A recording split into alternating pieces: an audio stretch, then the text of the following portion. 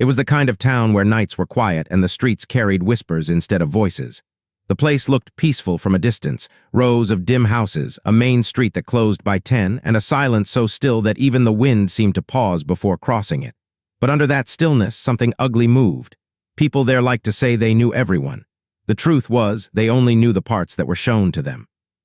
Behind closed doors, there were secrets that no one dared to speak, the kind that made you look twice at your neighbor's smile. The story begins just before dawn, when the fog hung low over the river, and a pale light crept through the windows of an old farmhouse on the edge of town. Inside, everything was still except for the faint hum of the refrigerator and the slow drip of water from a leaky faucet. The front door was wide open. A police cruiser was parked in the gravel driveway, its red and blue lights flickering weakly against the white wooden walls. Inside, the air felt heavy, thick with the smell of iron, alcohol, and something worse. 3 men were lying motionless on the floor. Their faces were pale, their eyes glassy. On the kitchen counter sat an empty glass and a half-finished bottle of whiskey. And in the middle of the room, her hands trembling and her clothes torn, sat a woman who looked both broken and unbreakable. To anyone who saw her, she looked like a victim, and she was. But she was also something else now, something no one in that small town was ready to understand. A week before that morning, everything in her life still seemed normal, or at least what passed for normal. She was 24, quiet, the kind of woman most people overlooked. She lived alone in a rented room above the florist's shop, walked to work every day, and spent her evenings reading by the window. People described her as polite, kind, and gentle, though no one could say they really knew her. That was the thing about her. She blended in, soft-spoken, easy to ignore. Yet behind her quiet eyes was a silence full of weight, as if she carried memories too painful to name. The men who would later destroy her peace lived very different lives. They were loud, confident, and untouchable in the way only certain men in small towns can be. Each one of them came from money or family power. Their names opened doors. Their fathers owned land, businesses, or something that mattered enough for people to look the other way when trouble started. They had grown up believing they could get away with anything, and most of the time they did. They had known her for months, maybe longer. One of them used to come into the diner where she worked. He'd flirt, smile, and leave big tips. At first, she thought he was harmless, just another man trying too hard to charm someone who wasn't interested. But soon his friends started showing up too. They laughed too loudly, made comments that lingered a little too long, and asked questions that didn't sound like jokes. Still, she smiled because that was what you did. In a small town, you didn't start trouble. You smiled and waited for the moment to pass. But trouble didn't pass. It lingered, watching her from across the counter, from parked cars outside her apartment, from the corner of her workplace. The tension built slowly, almost invisibly, until it wrapped around her life like a shadow she couldn't step out of. She told no one. She had no one to tell. Her parents had died years ago, and she had no close friends, only coworkers who liked her well enough but never asked questions.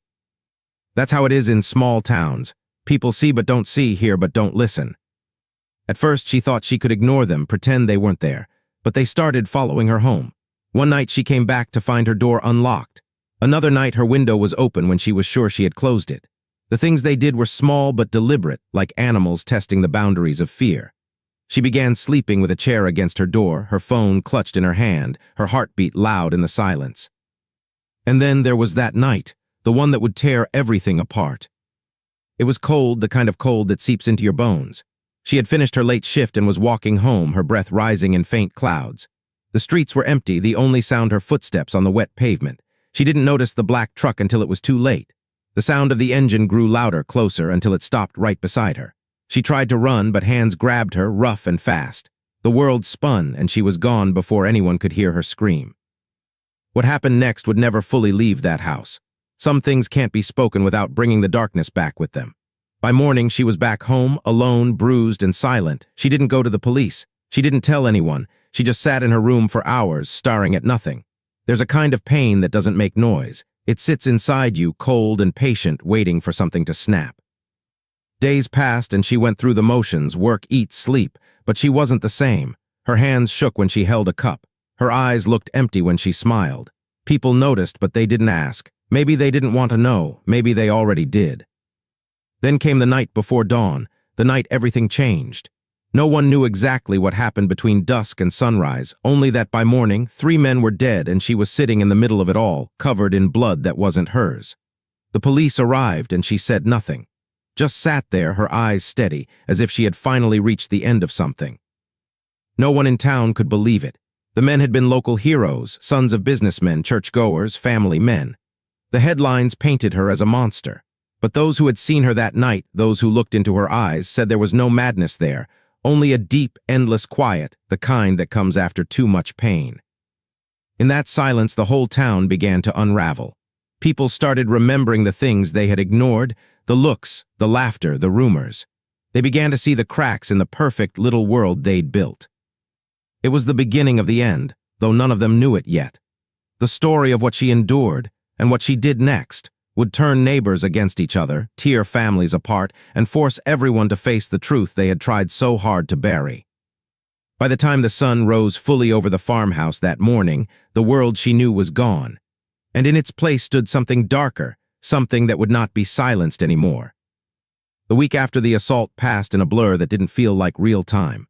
She moved through the days as if she were underwater, everything muted, every sound distant, every face distorted by something she couldn't name.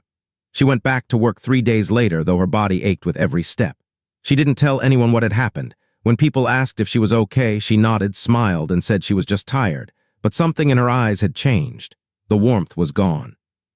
What replaced it wasn't anger yet. It was numbness, the kind that made her seem both present and absent at once. The men acted like nothing had happened. They laughed in public, went drinking at the same bar, and showed up at the diner again as if to remind her that she couldn't escape them. One of them, the one who had first charmed her months before, came in with a grin that made her stomach twist. He ordered coffee, leaned close when she poured it, and whispered something that made her freeze. She didn't respond, didn't look at him, but her hand trembled as she set the cup down. He noticed and smiled wider. To everyone else, it looked like harmless flirting. To her, it felt like a threat.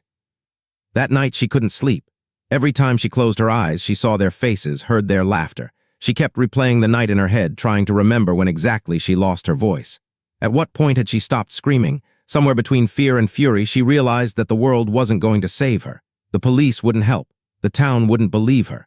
The men who hurt her were the kind of people protected, the kind who could twist a story until the victim looked guilty. She started avoiding people, skipping shifts, and locking herself in her room for hours. The landlady noticed and asked if she was unwell. She said she had the flu. The truth was her body was healing, but her mind was. She felt something growing inside her, something hot and dangerous. At first, it felt like shame.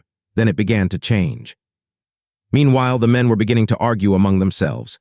What they had done bound them together, but it also began to tear at them. One of them, the youngest, had started drinking heavily. He was the one with the nervous eyes, the one who laughed too loudly at the bar to cover the shaking in his hands. He didn't sleep much either. The images haunted him too, though not out of guilt, but fear that someone might find out. Relax, one of the others told him one night. She won't say anything. But even he didn't sound sure. They had made a promise to keep quiet, but small towns have thin walls. Rumors began to spread, strange whispers that started in the diner, then moved through the grocery store and down to the gas station. No one said her name, but everyone seemed to know something had happened. Someone mentioned seeing her crying behind the building one night. Someone else said they saw the men's truck parked near her place after midnight.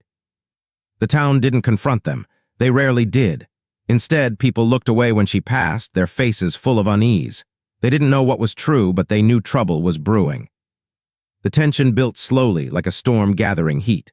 One evening, she walked home from work and found a small envelope slipped under her door. Inside was a photo of her taken through her apartment window, her face pale in the glow of her reading lamp.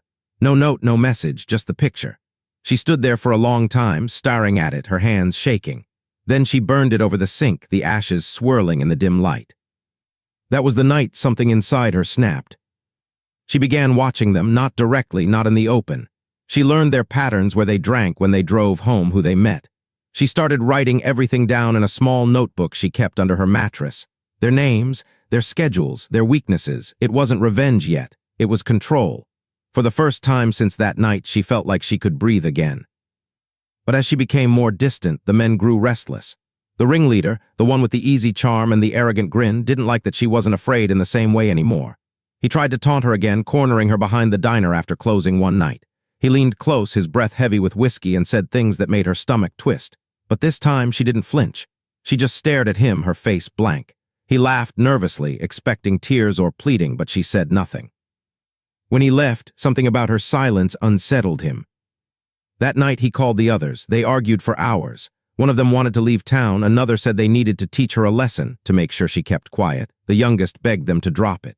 "She's not going to the cops," he said. "Just let it die." But the leader wouldn't let it go. He couldn't stand that she wasn't scared anymore. In his mind, fear meant control, and losing that meant losing power.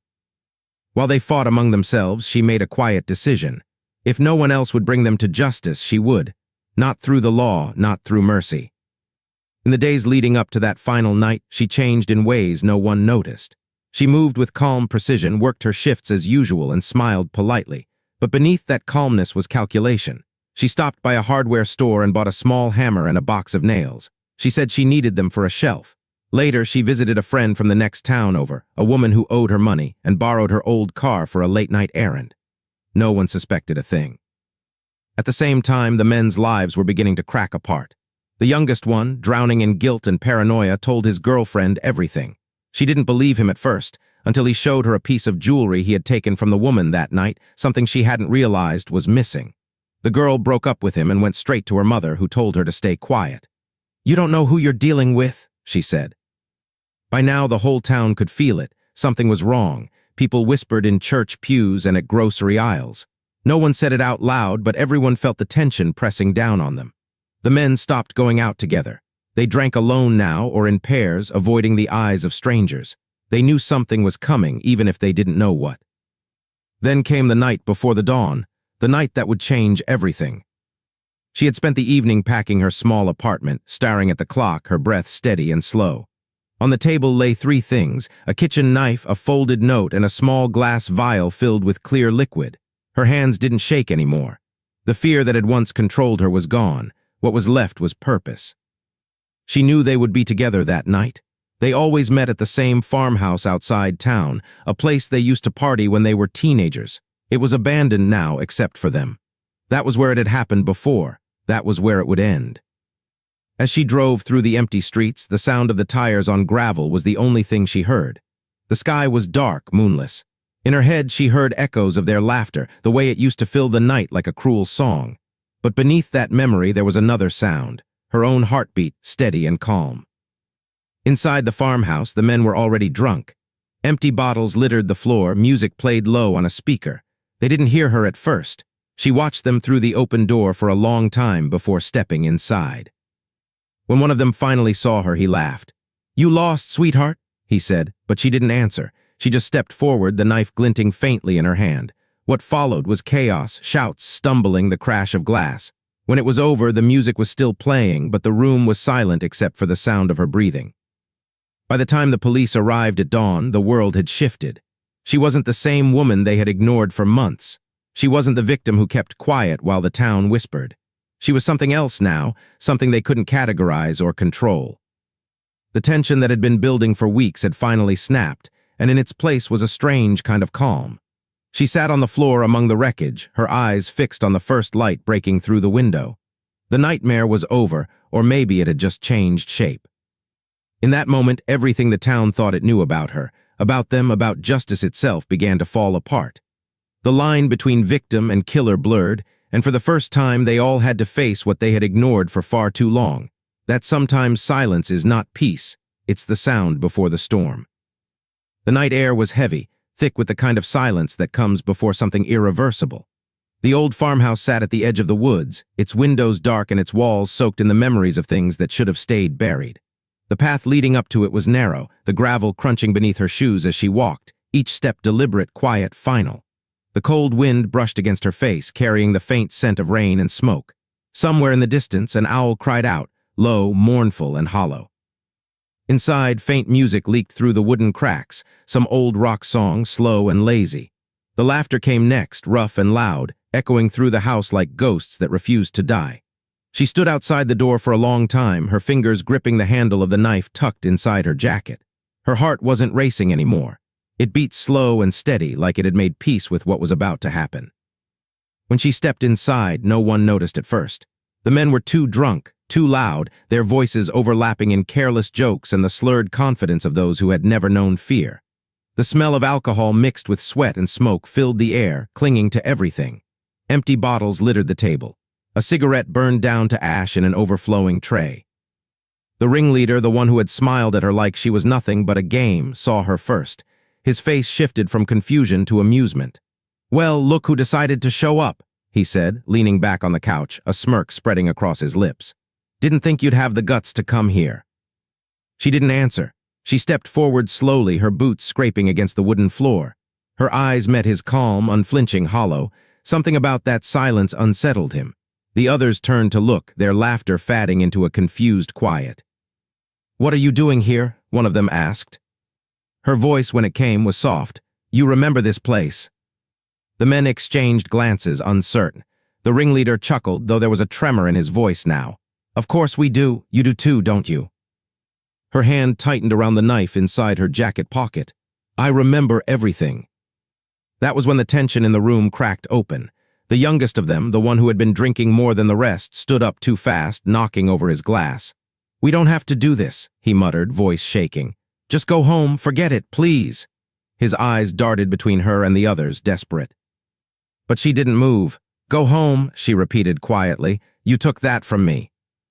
The words hung in the air, heavy and final. Then in one sharp motion, she pulled the knife out. The glint of metal caught the weak light from the lamp. Everything happened in a blur after that, the chaos of bodies moving, voices shouting, chairs crashing to the floor. The ringleader lunged forward, trying to grab her wrist, but she moved faster.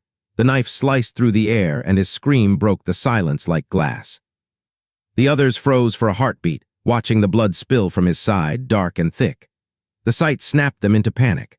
One of them grabbed a bottle and swung it, missing her by inches. Another stumbled toward the door, but she blocked the way. The room was spinning with noise now, shouts, curses, the sound of boots scraping against the floor, glass breaking, and somewhere beneath it all, the faint hum of the forgotten music still playing. The smell of blood filled the room. It mixed with the stench of whiskey and fear. Her breathing was uneven now, her hands shaking from adrenaline. But her eyes stayed steady, locked on the men who had once laughed while she cried. The second man tried to rush her. She turned, quick and desperate, and the blade caught him across the neck. He fell back, choking, hands pressed against the wound as blood spilled between his fingers. He tried to speak, to say something, but the sound came out as a wet gurgle. She stepped away, trembling. For a moment, she almost dropped the knife. Then she heard the ringleader again, groaning on the floor. He was trying to crawl toward the door, dragging his body through the growing pool of blood. "Please," he rasped, his voice breaking. Don't do this." She stared at him, breathing hard. "You did," she whispered. He tried to pull himself up, his hand slipping on the slick wood. "You don't have to." The knife came down again, hard and sure. The youngest one had run to the corner of the room, his face pale, eyes wide with terror. "Stop, please stop," he shouted, but the pounding in her ears drowned out his voice. She turned to him slowly, her chest rising and falling, her face streaked with sweat and tears. He dropped to his knees. "I didn't want it, I swear. I told them to stop. I didn't want it to happen." For a long moment she said nothing. Her hands trembled as she stared at him. Somewhere inside her, a small voice, the last piece of who she used to be, hesitated. He was crying now, shaking uncontrollably. She lowered the knife just a little. "Then why didn't you help me?" she said quietly. He had no answer. The pause stretched, heavy and suffocating. Then the blade slipped from her hand. It hit the floor with a dull thud. The sound seemed to echo through the room, swallowing all other noise. She turned away from him, her body shaking violently, tears streaming down her face. The boy stayed frozen in the corner, his breath coming in short gasps. He didn't move, didn't speak. He just watched as she sank to her knees in the middle of the wreckage, her hands stained red, her face blank. The music finally stopped. The silence that followed was deafening. For a few minutes there was nothing but the sound of dripping blood and her shallow breathing. The adrenaline that had carried her this far began to fade, leaving only exhaustion and disbelief. She looked around the room, the broken glass, the overturned chairs, the bodies. The world seemed far away now, muffled and unreal. She could feel the cold air from the open window against her skin. It was quiet again, like the house itself was holding its breath. She didn't run, she didn't hide. She just sat there, her eyes fixed on nothing, waiting for something, anything, to pull her back to reality. When the sun finally began to rise, the light spilled through the cracks in the wooden walls, painting everything in pale gold. It made the blood look darker, the shadows sharper. The The smell of iron and smoke lingered in the air. The youngest man stood up slowly, his legs unsteady. He looked at her, this woman who had once been so small, so soft, and now seemed carved from something unbreakable. He stumbled toward the door, his face streaked with tears, and disappeared into the morning. She didn't move. The first sound of sirens came faintly from a distance, winding through the fields. Someone must have called. Maybe a neighbor, perhaps him. It didn't matter anymore. By the time the police arrived, she was still sitting in the same spot, the knife on the floor beside her. Her hands rested in her lap, palms open, blood drying in thin, cracked lines. Her eyes were calm, almost peaceful, like someone who had finally reached the end of a long, unbearable road. The officers shouted, rushed in, and told her not to move. She didn't. She let them take her hands, press her to the ground, and read her rights. Their voices sounded far away, like echoes in another world. She looked toward the window, toward the rising light. For the first time in months, she didn't feel afraid. The nightmare had ended in blood, but it had ended. And in that stillness, surrounded by the wreckage of everything that had been done to her, she finally allowed herself to breathe. The days after the killings blurred together, like time itself refused to move forward. The farmhouse was sealed off with yellow tape that fluttered weakly in the wind, and the smell of blood and smoke still clung to the wood even after the police were gone. The story broke within hours, 3 men dead, 1 woman arrested at the scene. By sunrise, every television in town was tuned to the same footage. Flashing lights, detectives walking in and out of the old house, and her face as they led her away, blank and unresisting. The town erupted in disbelief. To some, she was a monster, a cold-blooded killer who had snapped. To others, she was something closer to a tragic figure, a woman pushed beyond the edge. But everyone agreed on one thing: their quiet little town would never be the same again. The families of the dead were quick to defend their sons. The ringleader's father, a man who owned half the land in town, called it a senseless act of revenge. He stood in front of reporters, his voice breaking in all the right places, and demanded justice. "My boy wasn't perfect," he said, "but no one deserves to die like that." He didn't mention the rumors, the stories that had started circulating again, the whispers of what his boy had done to her. Those stories had been buried before, and he intended to keep them buried now. But some people remembered. They remembered seeing the way the men used to follow her, the way she flinched when their names were mentioned. And they remembered the night she came home crying, her clothes torn, her eyes red. A few townsfolk began to talk quietly among themselves, piecing things together that no one had dared to say aloud before. The police were careful in their statements. They called it a violent altercation, but they couldn't explain why she hadn't fled or resisted arrest. When asked if she had confessed, they said she cooperated fully and appeared calm. That calmness unsettled everyone. Reporters described her as emotionless, vacant, cold. But those who saw her in person said she didn't look cold at all, just empty, as if something inside her had finally burned out. The youngest man, the one who had survived, disappeared for a while after that night. He went to stay with an uncle in another county, trying to escape the chaos. But guilt followed him like a shadow. He couldn't sleep. Every time he closed his eyes, he saw her face, the way she had looked at him before dropping the knife. There had been no hate in her eyes, just exhaustion, as if she was tired of existing in a world that had refused to hear her. He tried to drink it away, to tell himself it wasn't his fault, but the truth gnawed at him. He knew he could have stopped it long before it ever reached that point. He could have spoken up, told someone, done anything. Instead, he stayed silent, and now that silence had become unbearable. One night, a few weeks later, he showed up at the police station. His eyes were red, his hands shaking. He told them everything: the nights at the diner, the laughter, the assault, the threats. The full story came out piece by piece, a sickening puzzle that left even the detectives speechless. By morning, the public story had changed.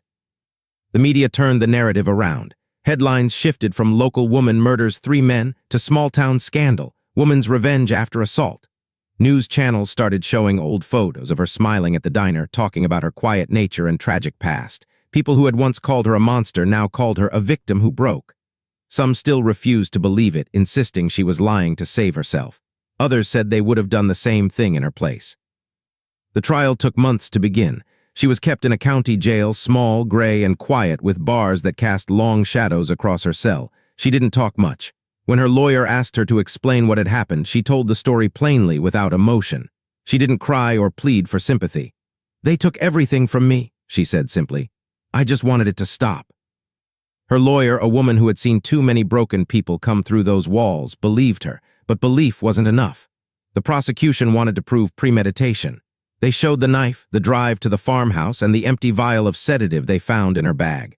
They said she planned it, waited for the right moment, and struck when they were defenseless. The defense argued it wasn't premeditated, that she acted out of trauma and fear. Outside the courthouse, protesters gathered every day. Some carried signs that said justice for the victim. Others held ones that read murder is murder. The town was split clean down the middle. Families stopped talking to each other. Old friendships fell apart over arguments that no one could win. Through it all, she sat quietly in court, hands folded in her lap, her expression unreadable. But every time the surviving man took the stand, she looked at him, not with hatred but with something softer, sadder. When he confessed to what really happened, when he broke down in tears and begged the court to understand that she wasn't the only one who had been destroyed that night, she turned her eyes away. The jury deliberated for 3 days. When they came back, the courtroom was so silent that even the sound of the judge turning pages seemed loud. They found her guilty of manslaughter, not murder. The sentence was long, 15 years, but not life. She didn't react when the verdict was read. She just nodded as if she'd known all along. In town, the news spread fast. Some said it was justice. Others said it wasn't enough. But deep down, everyone knew there were no winners. The 3 dead men became symbols of the town's denial of its silence. Their families moved away one by one, unable to face the whispers. The surviving man never came back. The diner closed within months. The florist shop where she had rented her room was boarded up. The town that had once prided itself on its peace now carried a stain that wouldn't wash away. People avoided the old farmhouse, even during the day. Kids dared each other to go near it at night, but no one really did. As for her, years later, when people spoke of her, they did so quietly, like speaking her name might summon the past. Some said she found faith in prison. Others said she never spoke again. A few believed she spent her days writing letters she never sent, to no one in particular. But everyone remembered that morning, the sight of her sitting in the middle of that farmhouse, covered in blood but calm, as if the storm had finally passed. The tragedy left behind more questions than answers. It made people see the cracks in their perfect little world, the hypocrisy in the way they chose who to believe and who to forget. The men had been powerful, protected. She had been invisible until she was. The aftermath lingered for years, a ghost in every corner of that town.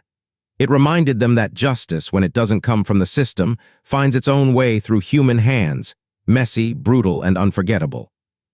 And though the headlines eventually faded, the story never really ended. It lived on in the quiet places, the whispers in the diner that reopened years later, the cautious glances people gave strangers, the memory of a woman who stopped being afraid and became something else entirely. She had lost everything long before that night. But in the aftermath, she gained something that couldn't be taken back, her voice, even if it spoke only through silence. In the end, the story of that night, of her, of them, and of the town that watched it unfold, became something larger than the crime itself. Years later, people still struggled to name what it really was: vengeance, justice, madness, or the slow collapse of a soul that had been broken long before blood was ever spilled. The trial ended with her sentencing, but the echoes of what happened stretched far beyond the courtroom. She was sent to a women's correctional facility upstate, where days passed without incident, and her name faded from the news cycle. The public, always hungry for a new scandal, moved on to other tragedies. But within the town, her shadow lingered. Every person who had known her, or thought they had, was forced to confront what her actions revealed about them. For the first time, people began to speak about what had been ignored for so long. Women started sharing their own stories, small and large, of things that had been dismissed, excused, or buried. A local paper ran a series of articles on sexual violence and small-town silence. Counselors visited the high school to talk about consent and trauma. For a while, it seemed like something good might rise from all the pain, that the town might learn to see what it had refused to see before. But change was slow, uneven, and uncomfortable. The old families, the ones who had power and land and pride, resented the shift. They whispered that it had all gone too far, that the girl's breakdown had infected everyone with guilt they didn't deserve. The divide between the old guard and the new voices widened. For some, her name became a symbol of courage. For others, it was a warning, a reminder of what happens when people stop knowing their place. Inside prison, she lived quietly. She didn't speak to many, but those who did talk to her described a woman who seemed neither angry nor broken. She worked in the library, read constantly, and avoided television. Her lawyer visited once a year, updating her on appeals and good behavior credits, but she never asked for early release. "I'm not waiting for freedom," she once said. "I just want peace." Her transformation wasn't dramatic, it was subtle, internal. She had stopped fighting against the past and instead began to understand it. Through therapy sessions and long nights alone, she faced the parts of herself that had been frozen in fear and shame. She never justified what she had done, but she also stopped pretending it had come from nowhere. "When no one believes you," she wrote in one of her letters, "you start to believe that pain has no voice. So when it finally speaks, it doesn't whisper, it screams." The surviving man, the one who had confessed during the trial, spent years trying to rebuild his life. He attended therapy, moved to another state, and changed his name. Guilt shaped every part of who he became. He volunteered at shelters, spoke at schools, and warned others about the cost of silence. But redemption came slowly, and not everyone forgave him. In interviews years later, he admitted that he sometimes wished he hadn't survived that night. "I live with the weight of 3 graves and 1 woman's tears," he said. "You don't come back from that, you just learn to walk with it." The families of the dead men carried their own ghosts. Some clung to denial, rewriting the narrative in ways that cast their sons as victims of hysteria. Others withdrew from public life, quietly ashamed of the truths that had surfaced. Their grief curdled into resentment, not just toward her, but toward a society that had dared to question their legacy. They had raised boys who believed they were untouchable, and in the end, that belief destroyed them. The town itself became a study in collective guilt. It tried to move on, new businesses opened, the diner was rebuilt, and outsiders moved in who had never heard the story. But locals still felt the tension beneath the surface. Every year around the anniversary of the murders, someone left flowers by the old farmhouse. No one ever claimed them. Some said it was her mother. Others whispered that it was the surviving man. A few believed it was a gesture of shared mourning, for all that was lost, all that could never be undone. When her sentence was finally reduced for good behavior, she was released quietly without ceremony. No reporters waited outside the gates. She walked out alone, wearing simple clothes, her hair streaked with gray. She didn't return to the town. Instead, she moved somewhere far away to a place by the coast where no one knew her name. She worked at a small bookshop, lived simply, and kept to herself. People who met her there described her as kind but distant. She smiled rarely, but when she did, it was genuine, soft, unguarded. Some said she attended a local support group for survivors. Others claimed she wrote letters to her younger self, trying to forgive the girl who thought silence was safety. In the years that followed, her story became a cautionary tale in true crime documentaries and university lectures. Scholars debated whether she was a victim, a vigilante, or both. Feminist groups cited her case as an example of systemic failure, the price women pay when justice turns its face away. Legal reforms were proposed in her wake: better protections for survivors, harsher penalties for cover-ups, and more resources for rural communities. But as with all reforms born from tragedy, the impact was uneven and slow. Her story raised questions that still don't have easy answers. Was what she did justice, or vengeance? Could trauma excuse violence, or was it proof that when society fails to protect its most vulnerable, it creates its own monsters? The truth, perhaps, lies somewhere between all those things. Her life and the lives destroyed around hers exposed the fragile line between victim and perpetrator, between silence and defiance. It showed how power, when unchecked, breeds cruelty, and how shame, when buried, grows until it consumes everything around it. She didn't set out to be a symbol, but she became one anyway, not of murder or madness, but of the human cost of indifference. In the end, what she had wanted most was not revenge, but acknowledgement. She wanted someone to say, "I believe you." And when no one did, the world learned what happens when belief comes too late. Years later, when a journalist tracked her down and asked if she regretted what happened, she thought for a long time before answering. "Regret," she said softly. "I regret that it had to come to that, but I don't regret ending it." Her words weren't cold. They were tired, honest, and deeply human. They captured the complexity of what justice truly means, that it's never perfect, rarely pure, and always paid for in pain. The farmhouse eventually collapsed from neglect. Grass overtook the ruins, and nature reclaimed what violence had marked. The town stopped talking about her, but the silence this time was different. It was respectful, mournful, aware. Because in the end, her story wasn't just about death. It was about what happens when truth is buried, when pain is ignored, when power goes unchallenged. It was about the quiet war waged inside those who are never believed, and the devastation left behind when that silence finally breaks. Justice was served, perhaps, but only in fragments. What was lost could never truly be restored. Yet in her quiet exile, in her survival, there was something like redemption. And in the lingering memory of her name, whispered by those who remembered her not as a killer, but as a woman who refused to disappear, there remained a single haunting truth. When a voice is silenced for too long, the sound it makes when it finally speaks can shake the world.